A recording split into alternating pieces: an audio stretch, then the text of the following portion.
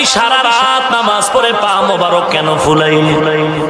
যে নবীর কোনো গুনাহ নাই, আল্লাহ অগ্রিম ক্ষমার ঘোষণা দিয়া বলে, ইন্না ফাতাহনা লাকা ফাতহাম মুবিনা লিয়াগফিরা লাকাল্লাহু মা তাকাদ্দামা মিন যামবিক ওয়া মা তাআখার ওয়া ইউতিম্মা নি'মাতাহু আলাইকা ওয়া ইয়াহদিয়াকা সিরাতাম মুস্তাকিমা।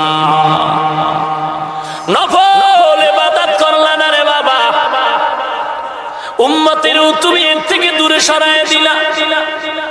অথচ বুখারী শরীফের মধ্যে আল্লাহ পাক নবীরে জানায় দেন, মান আদালি ওয়ালিয়ান ফাকাদ আযানতুহু বিল হারব।